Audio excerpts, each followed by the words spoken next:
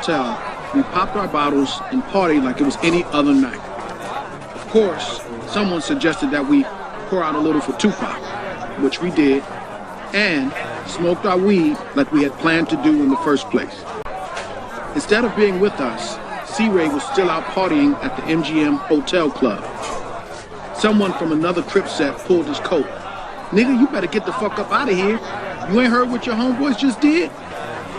C-Ray left the club and came over to the carriage house once he found out something went down.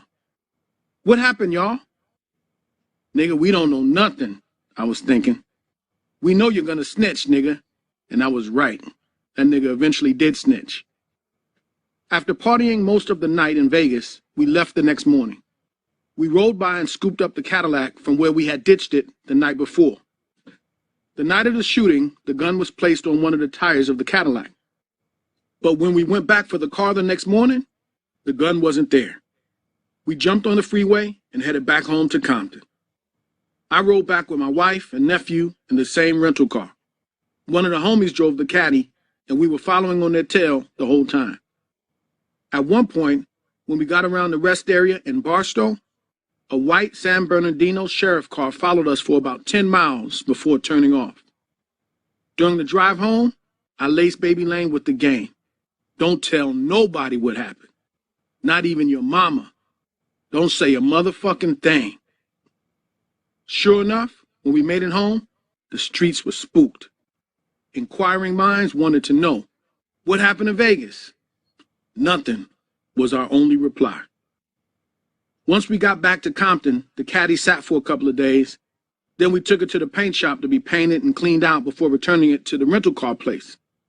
By then, it was too late for any forensics to be accurate and reliable. The Sunday we returned was one busy day. When we got home, we watched some of the news reports. My uncle, who was a stone-hard gangster, came over early that morning with the newspaper and some coffee. I was in my back house, and he stormed in. "Nephew, this nigga done told on 2 niggas at one time." "Who?" "Man, you read this shit Suge said in this article?" He read part of the article out loud. "Keefe D's nephew." My uncle concluded, "If that ain't dry snitching, I don't know what is. He's trying to take down 2 motherfuckers at the same time." With that first newspaper article, Suge was essentially telling on Baby Lane and me. Suge could have said my little brother's nephew, but instead he used my name, Keefe D's nephew. I've seen Suge a few times once I got out of the pen. The first time was when the Lakers were playing the New Jersey Nets, and my older brother had bought some tickets. The halfway house I was staying at permitted me to go with my brother to the game. While I was there getting hot dogs, I saw Suge with 3 or 4 white guys and 3 brothers. When the motherfucker saw me, he looked like he was scared straight. He came over to where I was. "What's up, homie? I'm glad you stayed strong for me, man.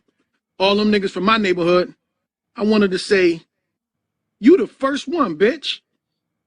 I started to hate watching MTV during that time because it seemed like every hour on the hour, MTV would report. Rapper Tupac Shakur is in critical condition. Reports indicate that Crips out of California, Keefe D's nephew. I was like, God damn, why they keep using my name? That fucked me up when some of the early reports were using my name. That information had to come from Suge, since he was the only one who could have known. That same day, my new Colombian plug, JC's little brother, called. He was usually really laid back, but this time there was urgency in his voice. "Meet me at the Chevron over at El Segundo in Sepulveda," he said. When I pulled into the gas station, he walked up to my car, faster than usual, with this scared look on his face, and asked, "Man, was that y'all?" "Yeah." "Come on, homie. You're supposed to be smarter than that. We have a multi-million-dollar business. You're tripping." His words of disappointment were piercing, mainly because he was right. I was tripping. I did the same dumbass shit I said Suge shouldn't have been doing. I had risen out of gangbanging and elevated to the level where I was running a multi-million-dollar business. Suge did his with the record company. I did mine illegally in the streets. Little JC continued, "I'm out of here. I'm not going down with y'all. Y'all are going to jail." He was a smart dude, and the next day, he was on an airplane on his way back to Colombia. At the time little JC left, I was balling, getting 300 kilos a month from him at $10,000 apiece, selling them locally for $13,000 to $14,000, and selling them out of town for $25,000. Little JC leaving the country put me out the dope game for a while. At about 3 o'clock Monday afternoon, the action picked up when one of the leaders of the gangbangers section of our hood got shot 7 times in the stomach in front of the neighborhood liquor store. Somebody from the other side did the shooting. That first Monday afternoon shooting raised the alarm in our hood. I threw a meeting after it happened and told the youngsters to handle the young niggas from the rival neighborhood. We, the older dudes, would deal with the big motherfuckers. After that, a brutal month-long gang war broke out between our two factions. Them young niggas from our set went crazy on the Bloods. Their side lost about 6 people, and we lost 1. We had a couple of homies get wounded. Suge's hands weren't clean. He participated in beating the shit out of my nephew, so we went after Suge after the war broke out too. Suge spared his own life by not staying at his spot in the valley. Once the war broke out, he left and stayed out of town for a while. I know because we were on his bumper. He was unaware that we were staking out his house. We had a little hideaway spot out in Studio City, and we were going out there every night looking for them niggas. We knew where he lived because we had people who worked with the phone company, with the DMV, and females who worked at the courthouse. So it was easy for us to get an address. Southside had homies who were Samoan, Mexican, and white. We were not just blacks. My next door neighbors were 2 white boys, gangsters that would blow the noodles out your head. We had one of the white boys dressed up in a UPS uniform, knocking at the door of Suge's studio. We gave another white boy a buzz cut and dressed him up so that he looked like a cop. If Suge had answered that door, his ass was ours. By 4 p.m., the soldiers was on my street, strapped up and ready to begin our search and destroy mission. By 4:10 p.m., Reggie Wright Sr., who was the captain of the 4 o'clock shift for the Compton Police Department, was at my house. I guess he finished his orientation with his officers real quick. Then that nigga must have jumped in his squad car and came straight over to my house. His son, Reggie Wright Jr., was the head of death row security. And with the battle that was going down in the streets of Compton, Reggie Sr. was concerned about his son's safety. He came flying down the street in a Compton police car, ran the stop sign, pulled up on the wrong side of the road, and hit the brakes. He jumped out of his car and left the door wide open. Then he started screaming, "Let me tell you something, Keefe D. If you motherfuckers kill my son, it's gonna be hell to pay." I just looked at him like he was stupid. "You niggas kill my son and the gloves are coming off."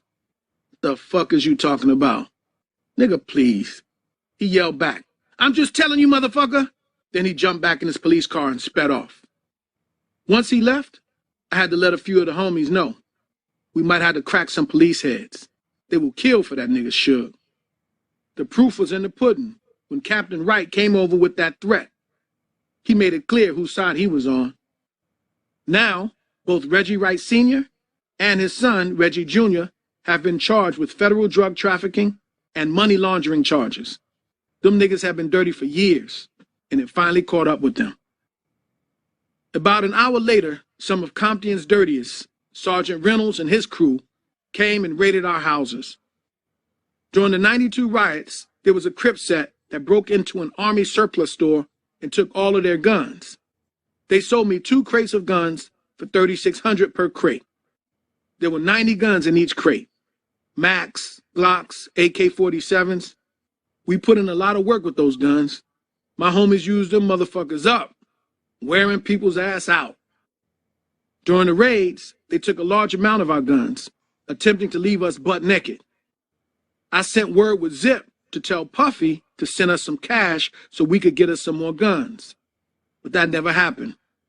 Luckily, because of my Colombian connection, we had a new crate of firearms the next fucking day. The streets were hot. The 3rd day after getting back from Vegas, a few of us met with Zip at LA Hot Wings near 3rd Street and La Brea. While we were meeting with Zip, Biggie's wife, Faith, called him. Then a little after that, Puffy called Zip and asked, "Was that us?" I didn't say a motherfucking thing. A few weeks later, C-Ray's next door neighbor got killed. The dude wasn't from Southside, but he grew up in our neighborhood. He worked as a Compton Unified School police officer and also volunteered with the Compton Police. The guy was on his way to work and to drop his daughter off at school. He put his daughter in the car, and when he walked around to get in the vehicle, a red car came around the corner.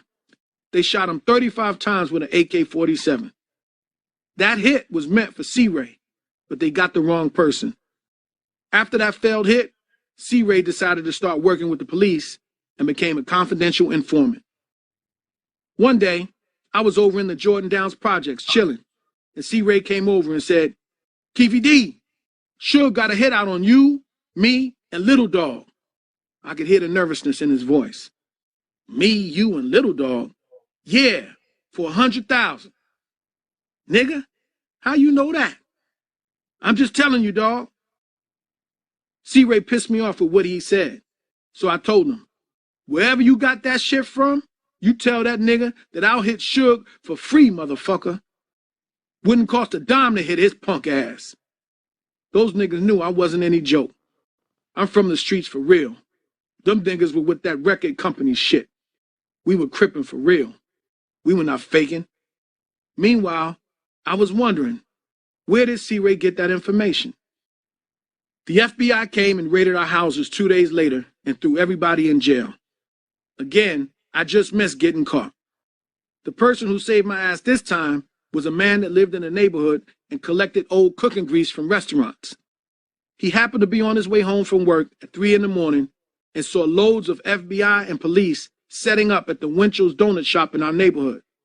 He came and knocked on my door. "Keefe D, I don't know what the fuck is going on, but there's a whole lot of police, buses, and news people at the Winchell's donut shop." "You bullshitting." I could tell from his facial expression that he was serious. "Hold on." I ran and grabbed my shit, put on some clothes, and jumped in a truck with him. He took me to the Metro Rail station, and I caught the Metro Rail to Watts and disappeared into the projects. I watched the shit on the news in the morning. They came and raided my house, but I got up out of there about 5 minutes before they arrived. Lucky for me, the grease man saw their asses. Otherwise, I would have been caught up in that raid. Around 7 in the morning, about 1 week after Vegas, boss man's auntie came and knocked on my door. "My nephew wants you to be at my house at 7 o'clock tonight so he can talk to you." I went around there and talked to boss man, and he told me, "Man, your boy C-Ray wants me to get in contact with Big CEO." "He wants you to get in contact with Big CEO?" I repeated what I heard to make sure I had it right. "Yeah." "What that nigga doing?" "He's trying to say he ain't in that shit. He's trying to sell y'all out. I don't know what's wrong with that nigga." C-Ray was one of the guys in the van in Vegas. In fact, he was the main one in Vegas in the van acting like a bitch. That pissed me the fuck off. I guess when his neighbor got killed, that shook his boots. A few days later, my nephew and I went to IHOP for breakfast over on Alameda and Compton Boulevard. We were there eating breakfast, and the mayor of Compton, Omar Bradley, and Councilman Green came in there mad-dogging us, acting like they were tough. I said, "Man, you tripping, dude. What the fuck is wrong with you? You better leave us the fuck alone." They were on Suge's team also. Then I made a crucial mistake. I threw a big meeting for our neighborhood at a park in Cerritos. All the homies showed up. I did all the talking, and the feds knew everything that I said to them because there were some informants among us. I should have never done that. That's where they got the idea that I had a leadership role within the set, which caused the feds to start following me around everywhere I went. Agent Holliday was the head of the major crime unit for the FBI Central District of LA. Holliday and his crew was on my ass from that day on. As time passed, they raided everything and everybody. They raided Southsiders and Suge's death row Mob Piru people. Right before Suge was about to go to court for violating his parole for his part in the casino beating of my nephew, I received a call from Baby Lane, who was up in our lawyer Edie Fall's office. Come up here and bring 2 guns." Edie Fall is from Gambia and made a lot of money off of our family from dealing with my nephew and me. Bring 2 guns? Yeah, come up here as soon as you can. The Reaper and I rushed up to Edie Fall's office. When we arrived and entered the office, we saw Compton Police Captain Reggie Wright Sr. and Compton Police Sergeant Reynolds sitting in the waiting area with Suge Knight. That was an incredibly uncomfortable and awkward couple of minutes while we all occupied the same small space. That was the reason Baby Lane told me to bring 2 guns, just in case. The 3 of them were there to meet with Baby Lane before Suge's probation violation hearing in an attempt to keep Suge from going to jail. They offered to pay Baby Lane $60,000 for him to appear in court and say that Suge didn't kick him in the casino. Baby Lane went to court and said that shit too, and got paid the $60,000. But the judge in the case ruled that Suge was an active participant in the attack anyway. Once Baby Lane received that payment, the war between our 2 functions chilled. The thing that fucked me up was to see both a captain and a sergeant from the Compton Police Department in there with Suge. That just confirmed what we already knew. Suge had crooked-ass police on his payroll. We weren't competing against regular street niggas like us. Suge's hitmen were the police. Those niggas carried badges and guns and could pull us over and were licensed to blow our brains out. From the Compton PD, Suge had Captain Reggie Wright Sr., Reggie Wright Jr., and Sergeant Reynolds. From LAPD's scandalous Rampart Division, he had Rafael Perez and David Mack, both of whom were Suge's homeboys, blood niggas. Almost all of them have been in the newspapers for being rogue cops and connected to Suge. What most people don't know is that they were putting hits down for that nigga. Over the years, they bumped off a few of our people. I have strong reason to believe my buddy FL was one of their victims. I'm lucky to be alive. Even though the beef between our 2 factions quieted down, the funk wasn't over. Retaliation from the other side was a necessity. It was just a matter of who they were going to go after. They chose Bad Boy.